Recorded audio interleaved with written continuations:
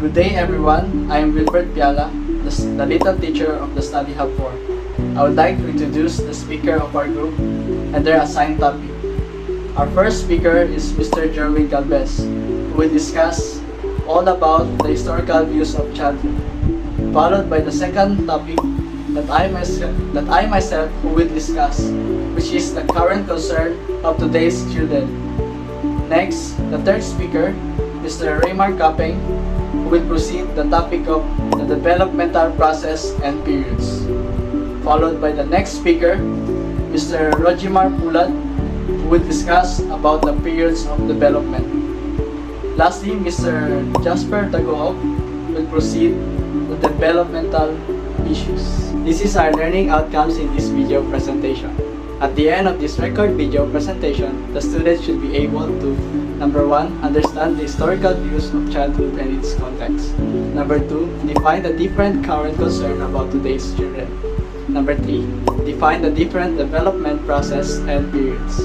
Number 4, understand the different periods of development. Number 5, define the different developmental issues. A pleasant day to each and everyone. I am the first reporter, and the assigned topic to me is all about the historical views of childhood. Let's begin with defining what is the historical views of childhood. Historical views of childhood refers to the perspectives, beliefs, and attitudes that societies and cultures have held about children throughout different periods of history. These views have evolved over time and have significantly shaped how children are perceived, treated, and educated within various societies. According to Kelly 2008, childhood is not universal, rather it is a product of culture and as such will vary across time and place. The view of the child is ever-changed, and a lot of what we as mamas do is shaped by societal values and norms. The way we view and see our children has altered throughout history. Throughout childhood, philosophers have speculated at length about the nature of children and how they should be reared. Some influential philosophers' views portray children in terms of original sin, tabula rasa, and innate goodness. Let's define first what is the original sin view. This was advocated during the Middle Ages. Children were perceived being born as basically bad or as evil beings. The goal therefore was that child rearing should provide salvation to remove the sins from the child's life. According also to Gill education, child rearing practices were therefore harsh and punishment were severe. Belief in inherent sinfulness from birth with baptism as a remedy. The second one is the tabula rasa view. In 17th century, it was proposed by English philosopher John Locke that children are not innately bad, instead they are like blank tablets. Locke believed that child experiences are important in determining adult characteristics, and he advised parents to spend time with their children to help them become contributing members of the society. In further explanation, tabula rasa view, a supposed condition that emphases have contributed to the human mind before ideas have been imprinted on it by the reaction of senses to the external world of objects. According also to Aristotle's tabula blank account view, in 384 to 322 BC, children are blank slates shaped by environment and experiences. The third one is the innate goodness view. In 18th century, it was presented by a French philosopher in the name of Jean-Jacques Rousseau.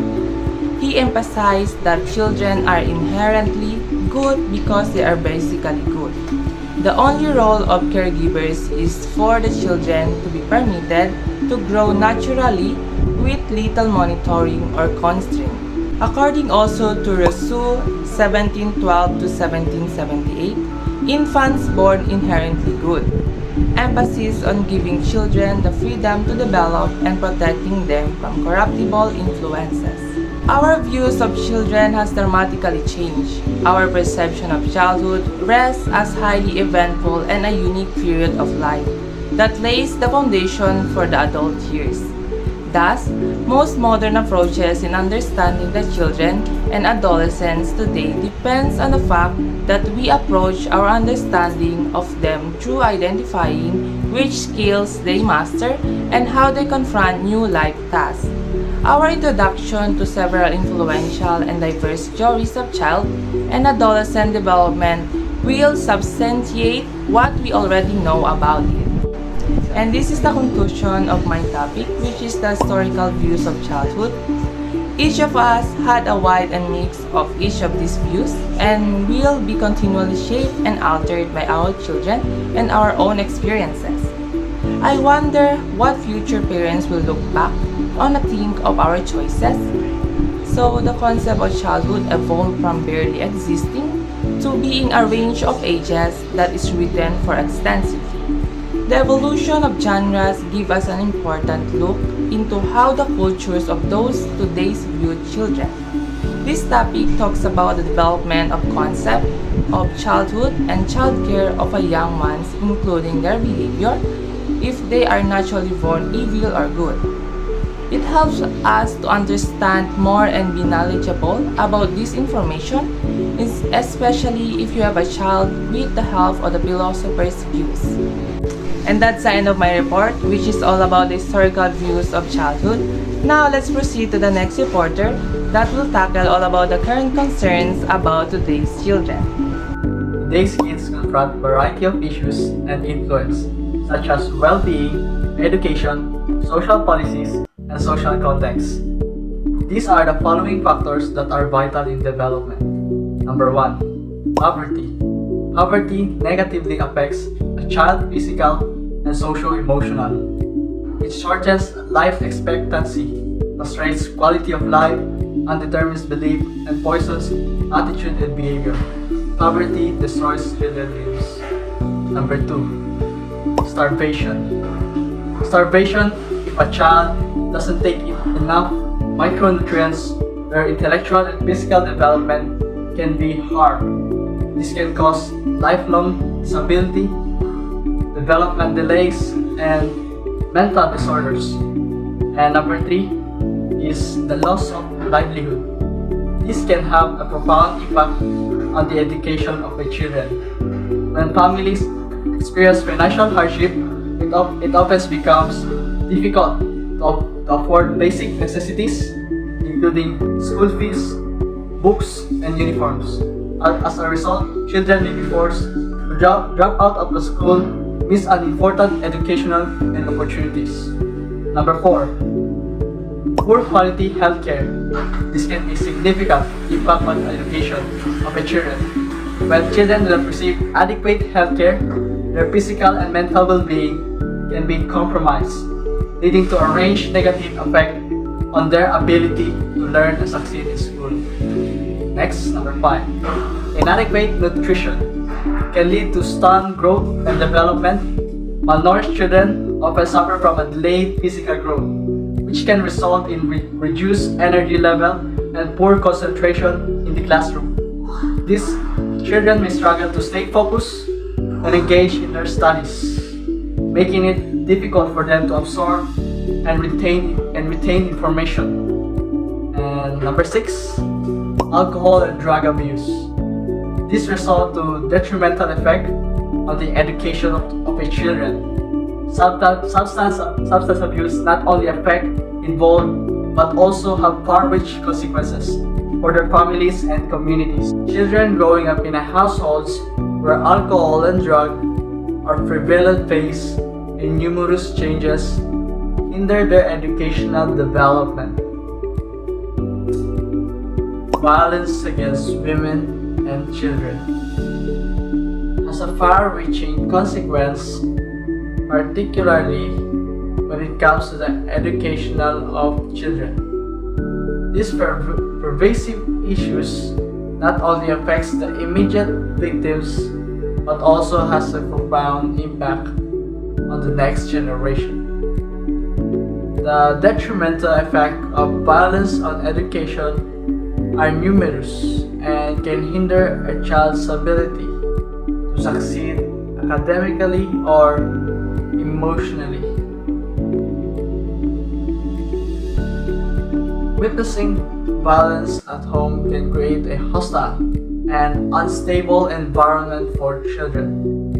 This can lead to increased stress and anxiety, making it difficult for them to concentrate on their studies.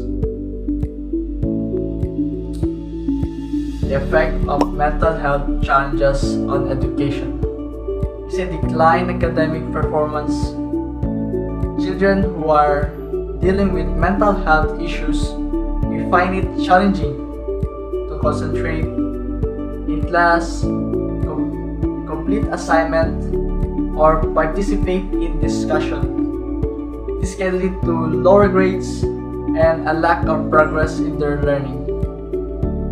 Now let's go to our next subtopic, education. So education plays a crucial role in shaping the lives of children. It is not only a means to acquire knowledge, but also a pathway to personal growth and development. Education equips children with the necessary skills and tools to navigate through life successfully. Online classes and learning modules have become increasingly popular in recent years, offering students flexibility to learn at their own pace and from their own comfort of their own homes. However, this mode of education also represents its fair share of challenges. One of the main challenges of online classes is the lack of face-to-face interaction with instructors and peers. In a traditional classroom setting, students have the opportunity to ask questions, engage in discussion, which can enhance their understanding of the subject matter. In an online classes, this interaction is often limited to virtual platform, which may not provide the same level of engagement.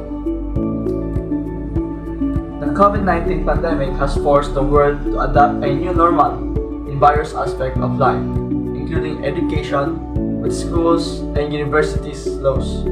Educators and students have to quickly transition to online learning platforms. Socio-cultural context. Factors of socio-cultural context have significant effect in child's development. An example is culture. Culture plays an important role in how parents raise their children. It influences everything from how much time parents spend with their children to how they discipline them. There are cultural differences in how people think and behave. Next is ethnicity. Ethnicity provides children with a sense of belonging and understanding who they are and where they came from. Lastly, that's social policies. This development influences a child's self-confidence, empathy, the ability to develop meaningful and lasting friendship and partnership, and a sense of importance and value to those around him or her.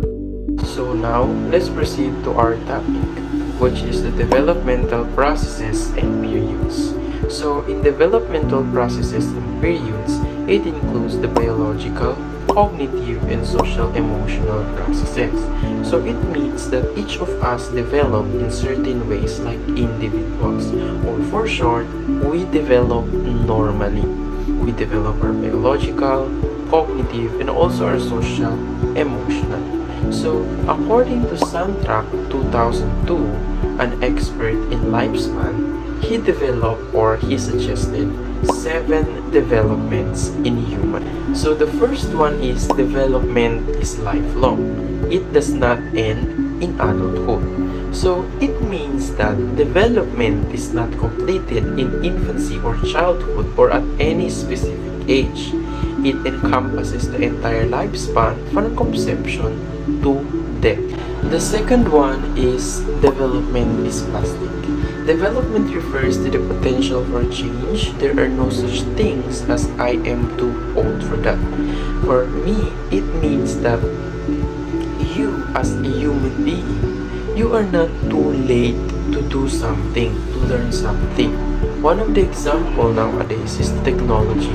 Even though you are too old, you can learn, you can train to use that technology. That is the development is plastic. The third one is development is multidimensional.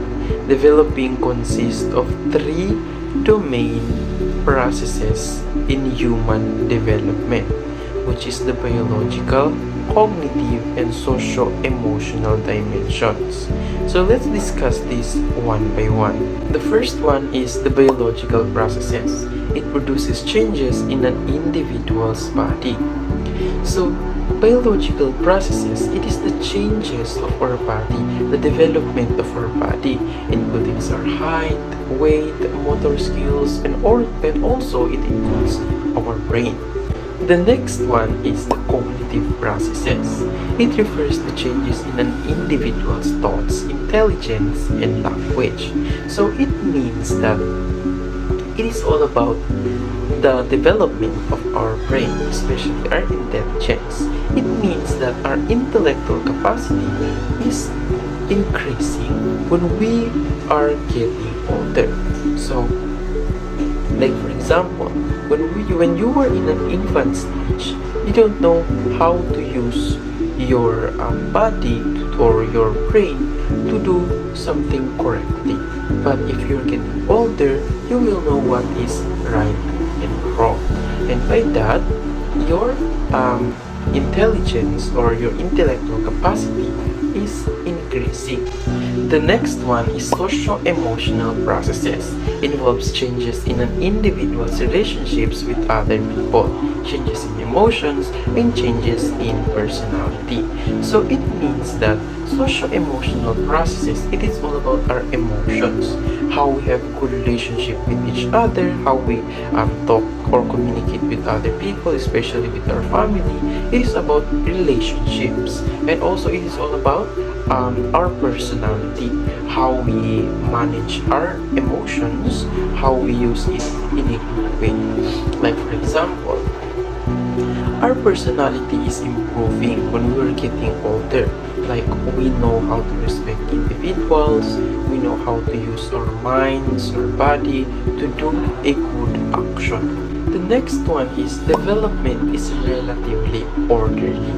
It means that development occurs in a predictable and organized manner, a sequence of steps that consistently follow one another. Development is a gradual, continuous process, means most developmental changes happen slowly and are apparent over time. The next one is development takes place gradually. It takes years to mature, and that's the way of nature. So it means that development takes place. We cannot develop for a short period of time. It takes years to develop ourselves, like our size, our weight, our maturity. That's why it takes place to develop. The next one is development is contextual. It means that it recognizes that humans are inherently social beings, and in fact it is through interactions with other human beings that an individual's personal characteristics come to have meaning and that change occurs. The next one is development involves growth, maintenance, and regulation. It means that for many individuals, the goal is to not seek growth in intellectual capacities such as memory or physical capacities such as physical strength, but to maintain those skills or minimize their deterioration. The previous reporter, his topic is all about developmental processes and periods that talks about how a person develops as a human being, including the biological, cognitive, and socio-emotional development that we need to understand to be able to have a good understanding about individuals' development. So now let's discuss about the periods of development. Human development can be broadly divided into several periods or stages, each characterized by distinct physical, cognitive, and socio-emotional. These are the 5 periods of development. Number 1. Prenatal period. The conception to birth. According to Lumen Learnings, development begins at conception at the moment of fertilization and when egg cell and sperm cell combine. The resulting zygote contains all genetic information necessary from individual's growth and development. The marks the beginning of complex process that eventually leads to the formation of a fully developed human being. Number 2. Infancy. From birth to 2 years. During the early infancy stage of human development, this growth begins shortly after conception and continues throughout infancy and childhood. Motor skills, both gross motor skills like crawling, walking, and running, and fine motor skills such as grasping objects and using utensils are acquired gradually as nervous system and muscle mature. This development process is a statement to the incredible adaptability and learning capacity of human body during its early years. Number 3. Childhood period. There are 2 stages of childhood periods. First, early childhood from 2 to 6 years. The development of language, communication, and skills learning is a fascinating and crucial aspect of human growth and development. Throughout this process, caregivers, family members, and educators play a crucial role in language development by providing a supportive environment for communication and skills learning. Number 2 is the middle and late childhood from 6 to 12 years. It's important to note that skills development is not limited to these domains. People also develop skills in areas like arts, music, communication, leadership, and throughout their lives. The process often involves a combination of formal education practices, mentorship, and continuous learning. Number 4. Adolescence from 12 to 18 years. According to freshbook.ncc.ca, adolescence is a transition period between childhood and adulthood, typically spanning from around 12 to 18 years. It's marked by physical, cognitive, and emotional changes. Adolescents experience puberty, explore their identity, and often seek more independence. Number 5. Adulthood. Adulthood has 3 stages. First is early adulthood from 18 to 40 years. It's a time to exploration, self-discovery, and transition into more independence and adult roles.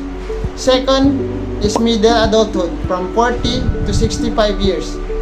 It's that stage of life that focuses in career achievements, family, relationship, physical changes, exploring new interests, and financial planning.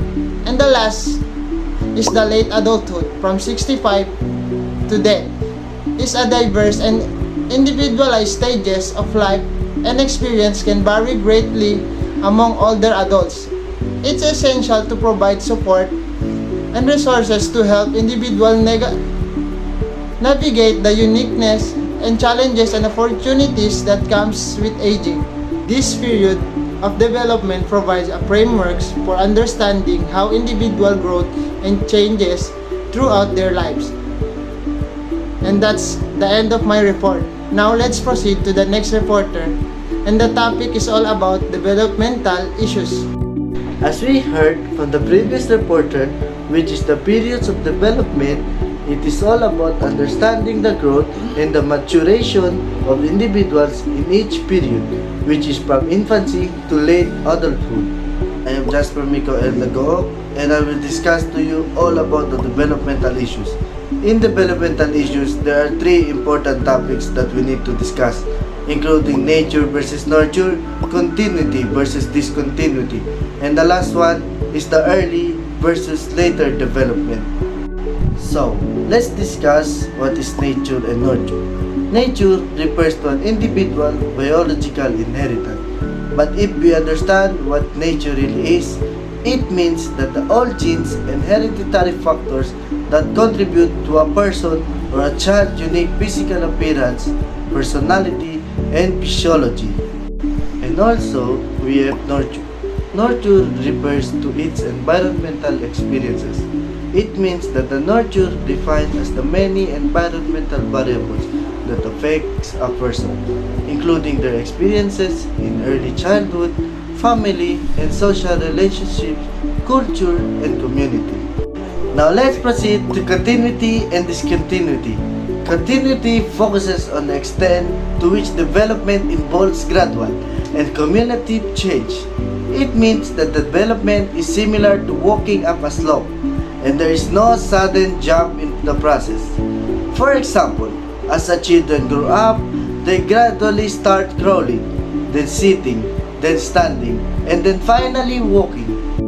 Discontinuity is seen as an abrupt, discontinuous event and a gradual process occurring over the years. Discontinuity view of development means that the people pass through stages of life that are qualitatively different from each other.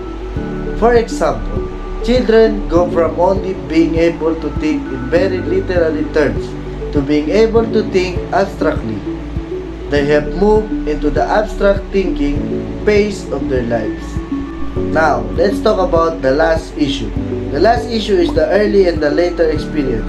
Early and the later experience is the development describes what are the earlier point and the experiences have made us develop into who we are in the present.